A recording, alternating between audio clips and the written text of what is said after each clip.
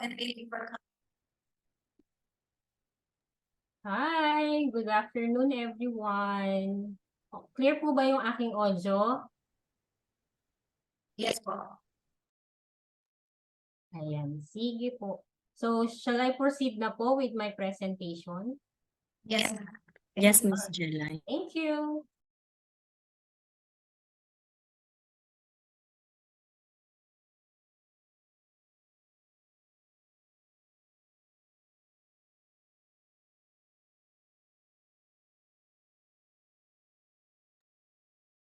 Kita po ba ang aking share screen? Yes, Ms. Jelay. Ayan. Okay, please type 1 kung kita po ang aking screen. So we have how many participants po this afternoon? We have 13 participants. Lahat po ito ay taga-Tagbilaran, Bohol. So guys, 13 na lang tayo. So this is 14. Ayan, may mga humahabol. So let's participate since na konti lang tayo. It's time for us then to ask questions para mas maging malinaw yung ating presentation for this afternoon po. So my name is Gelay and I am from Amaze Nation. Dati po kaming Amazon Nation. And nag-rebrand na po kami last November 25 to Amaze Nation. So our CEO and founder, Lish Aquino, medyo hindi po siya ngayon makaka-attend. So I will be the presenter today. Meron po kasi silang ganap sa school ng kanyang anak, no? So Amaze Nation po was founded last 2018 and I was batch 1 student po ng Amazon Seller VA Masterclass and Filipino Amazon Masterclass. So, it's been 5 years na po. So, to explain lang what is Amazon Seller VA. So, ito po yung virtual assistant ka ng isang taong nagbebenta sa Amazon. Clear po ba tayo doon? Ang Amazon seller po ay nangailangan ng virtual assistant. So if you understand what I'm trying to say, can you type virtual assistant po?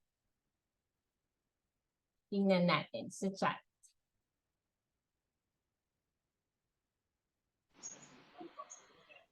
Ayan, si Elaine. Thank you, Elaine. Thank you, Sister Rochelle. Mariah, Jonathan, thank you, thank you. So, I would like din kasi na naiintindihan ng aking audience yung ating pinag-uusapan. Ano? So, talaga pong kailangan maging active kayo in this session. Pag ako po kasi ang nagdi-discuss, gusto ko may kausap ako. Mahirap po kasi magsalita ng walang nagre-respond. Tama? So, Amazon Seller VA Masterclass, we started this po 2017 pa, pero nilaunch namin to sa public 2018. So, ang aim po ng Amazon Seller VA Masterclass is to help Amazon sellers. So, kumbaga sa atin po kasi dito sa Pilipinas, ang Shopee, Lazada, wala silang Shopee Virtual Assistant. Walang Lazada Virtual Assistant. Bakit kaya? No? Bakit kaya walang gano'n? Ako rin nagtataka ako bakit walang mga virtual assistant yung mga ating local online sellers. And then, ayaw. Sorry. And, sorry. Stop share ko lang nagra-run eh.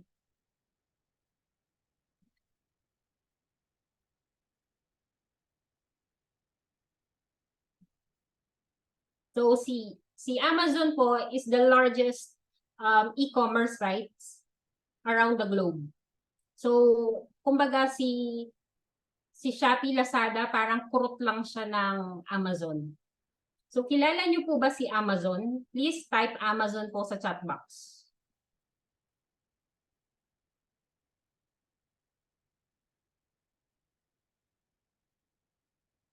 Thank you, Giancarlo.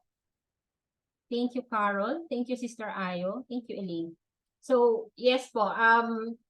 So, marami pong marketplaces around the globe si Amazon. Kumbaga si Shopee, Lazada, meron sila sa China, Singapore, Southeast Asia. 'Di ba?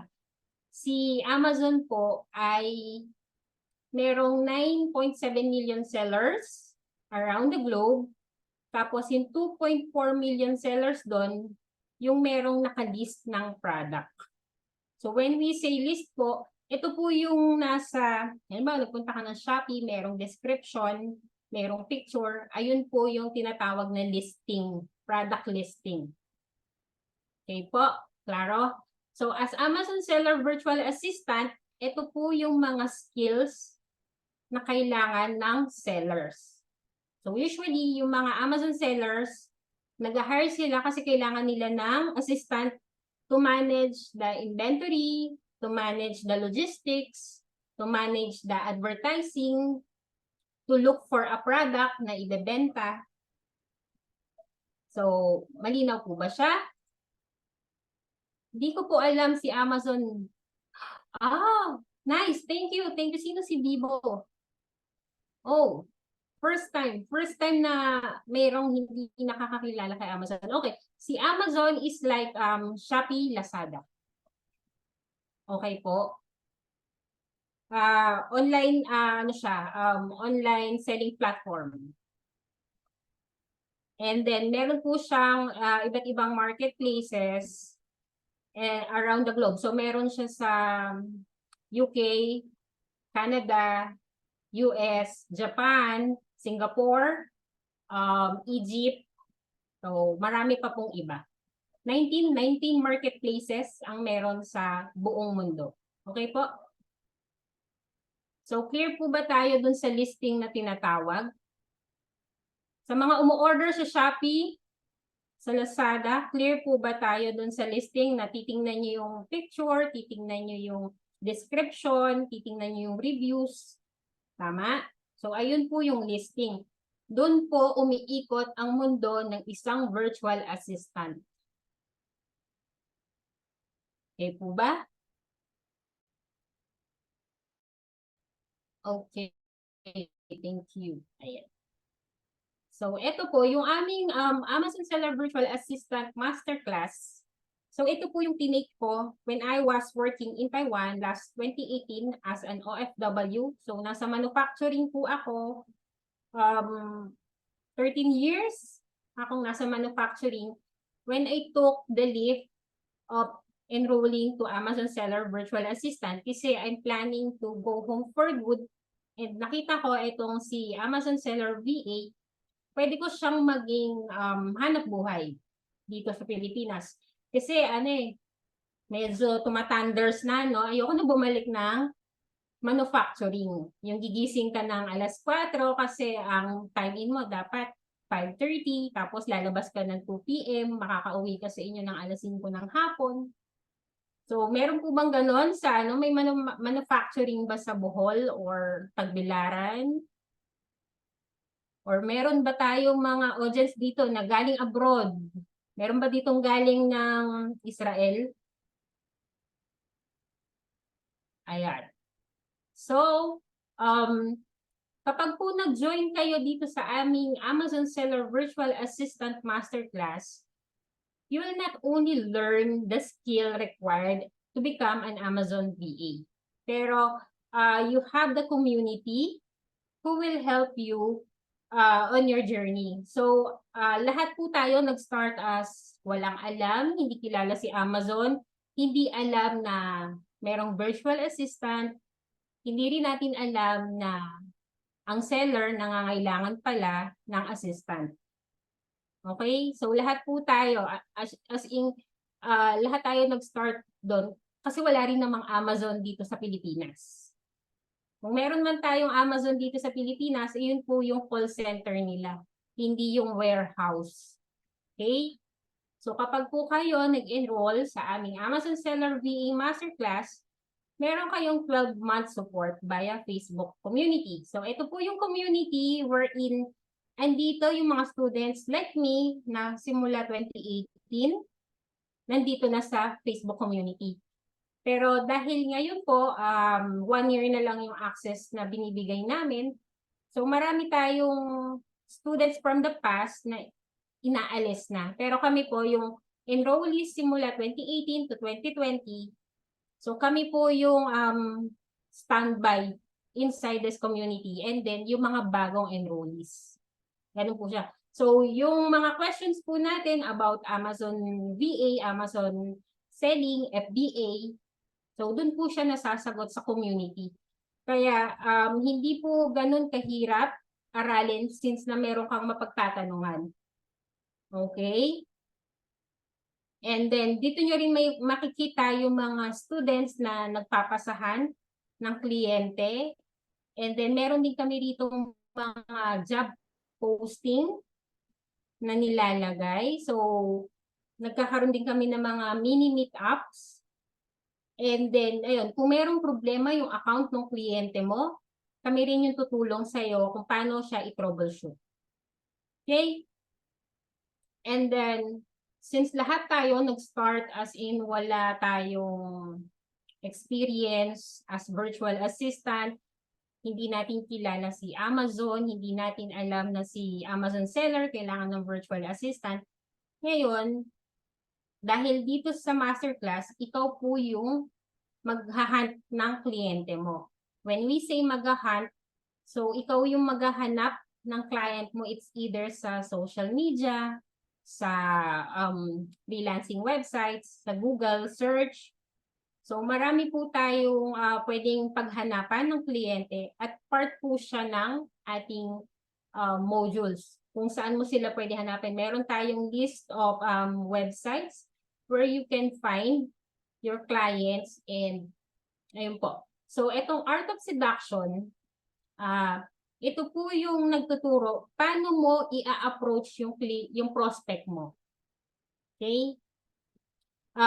It's like, alam niyo yun, yung sa mga teenagers na prospecting, yung may mga crush. So ganun din po siya sa freelancing.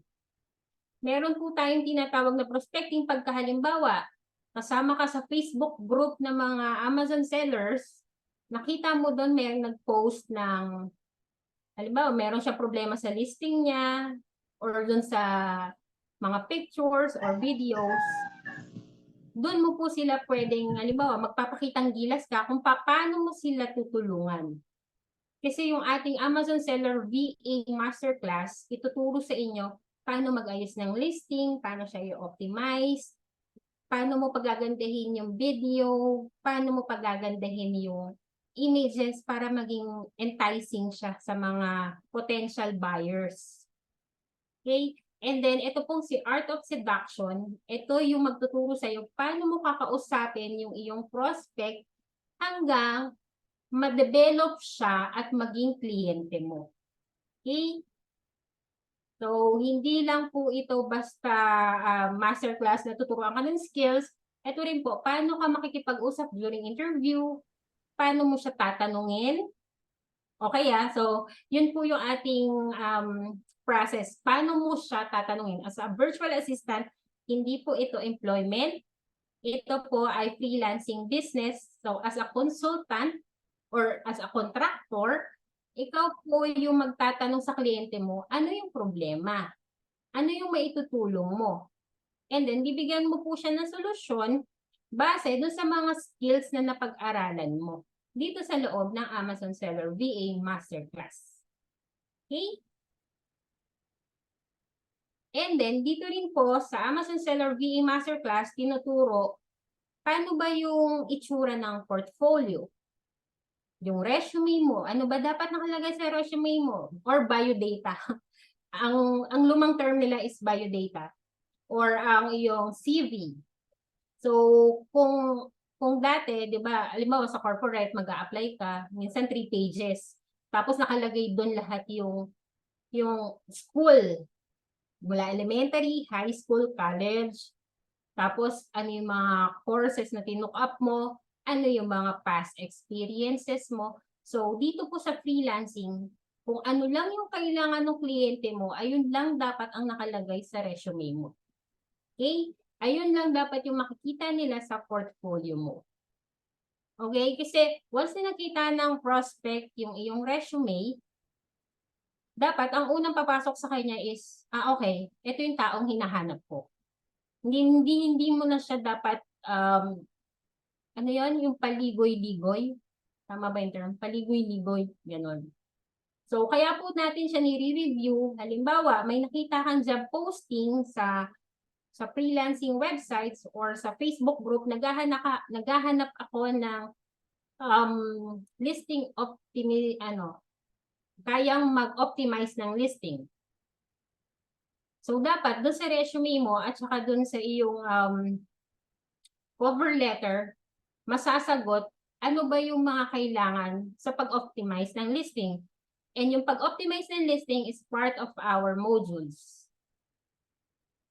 Okay po? And then, dito rin po sa Amazon Seller VA Masterclass, we also have the exclusive one-on-one coaching calls.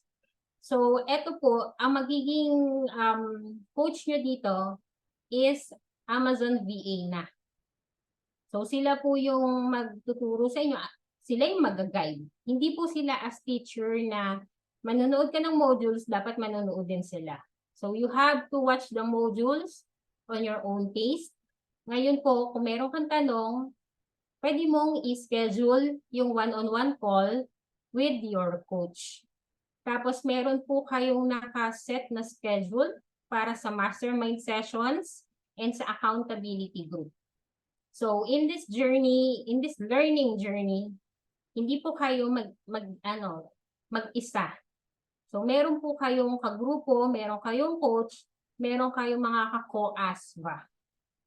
So, kapag po sinabing newbie ako, wala akong alam dyan.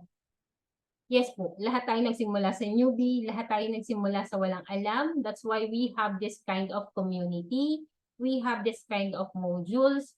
We have this kind of coaching sessions para po matulungan tayo na makapagsimula and eventually, di ba, ma-achieve natin kung ano man yung gusto natin, ano yung goal natin. Ako kasi, when I started, ayun nga, ayokong bumalik ng manufacturing. So, kaya ako nag-enroll dito. Ang gusto ko lang is work from home, makakapagtrabaho ko sa oras lang na gusto ko, at saka makakapag-charge ako sa rate na gusto ko. So, yun po yung tinuturo dito. Basically, it's a freedom talaga kasi you have to negotiate everything. Okay? Hindi po tayo kagaya sa employment na pag may naka-job post na okay, parang $2,000 per month, oo ka na lang. Or i-grab mo na yung opportunity. Tapos, ang dami palang ipapagawa sa yung trabaho. Okay? So, hindi po ganun. Depende. Kung halimbawa, maraming ipapagawa, depende sa'yo kung magkano mo sila i-charge. Depende rin po sa confidence mo kung paano mo masusolusyonan at mabibigyan ng mas maraming sales itong Amazon seller na kliyente mo. Okay? So, klaro po ba? Meron po ba kayong natutunan about Amazon Seller Virtual Assistant? Asan na sila? Asan na sila? Meron pa ba akong audience dito? Yes, Sister Miss Jalay. Ayan. Sige po, I will open the door para po sa mga questions. So, lahat po ng nandito is aware po ba kung ano ang virtual assistant? Kasi meron tayong, 19 na tayo ngayon, so may 5 na dagdag.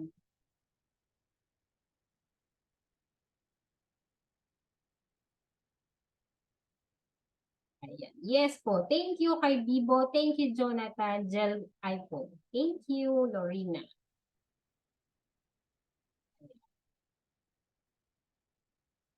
Mark. Thank you. Okay. We'll open the door for question and answer po. Feel free to ask questions. And sino po ba dito yung may day job?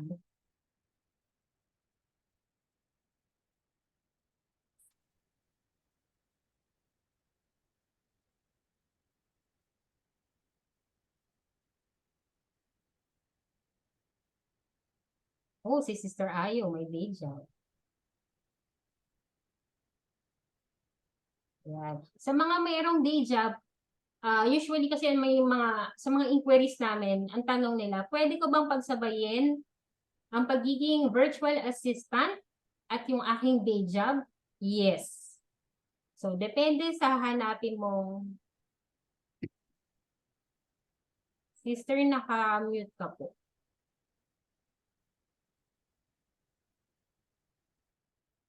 So, depende po siya.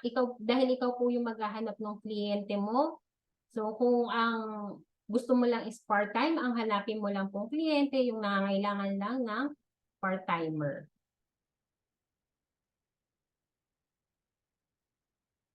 Ayan.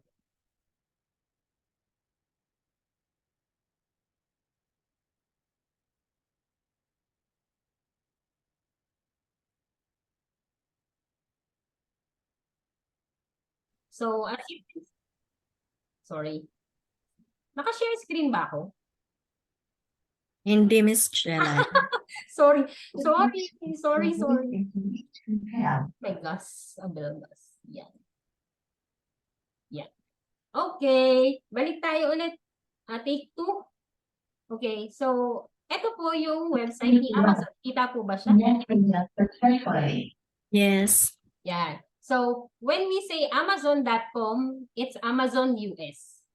Tapos, halimbawa, gusto mo siya ipa-deliver sa Philippines, pwede. Possible. No? Ngayon, bakit may pansit canton sa US? Yes, may boy bawang sa US.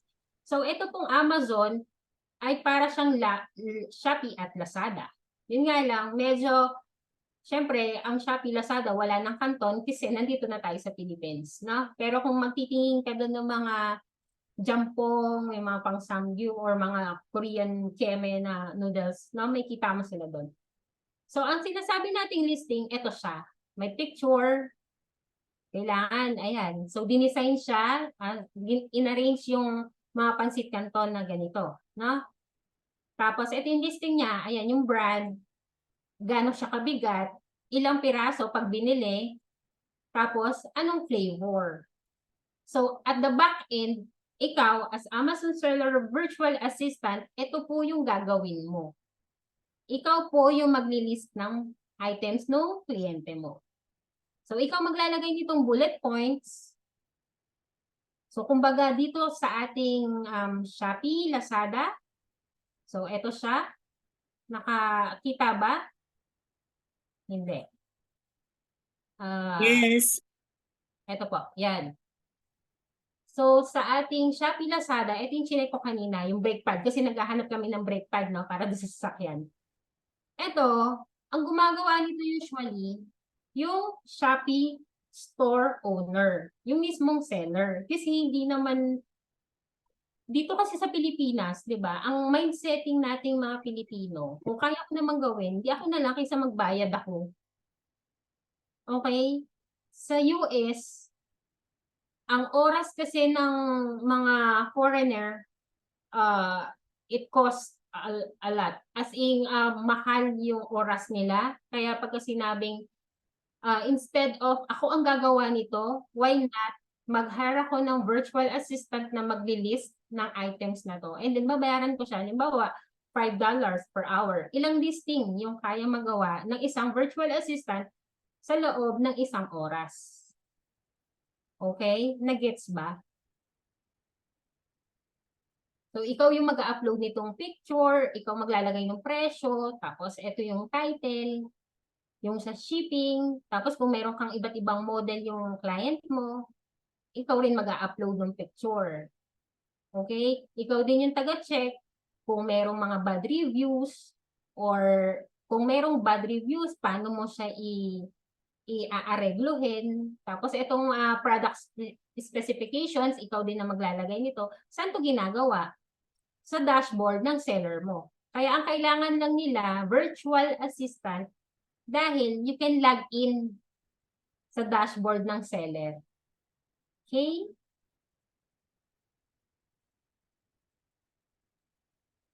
Clear po ba? Bibo 2134, nasagot ko po ba ang iyong ano ang gagawin kay Amazon? Actually, Yes. wala kang gagawin kay Amazon. Kay Amazon seller ka. Kay Amazon seller tayo nakikipag trabaho.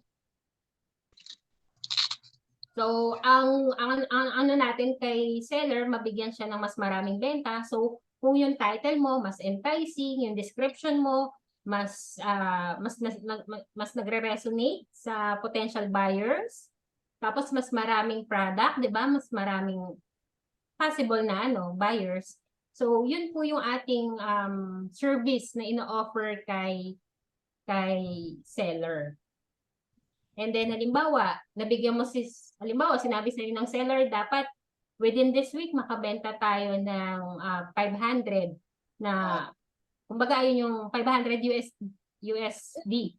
Ayun na yung pinaka-target revenue nyo for the week. Ngayon, lumampas ka, you can ask for commission. Pwede din yun, no? Mas bahay na ay papaya dito sa bahay. Tapos, marami na po palang members na part ng Amaze Nation po. Yes po. We've been partner with the Church of Jesus Christ Latter-day Saints since 2021 ba? Sister Rochelle? 2020. Ganun po. 2021 po, Ma'am Jelay. 2021. Nice. So, it's been 2 years. So, marami na po kaming napa-graduate na galing po sa church. And then, paano mag-enroll sa training? Si Sister Rochelle po, at saka si Sister Ayo, if you want to use the PEF, ang galing, no? Meron silang ganon. May PEF silang offer. Bank transfer. Hmm? Bank transfer with fee. So, update po ni Angel, we have 199 students. Ang galing, 199.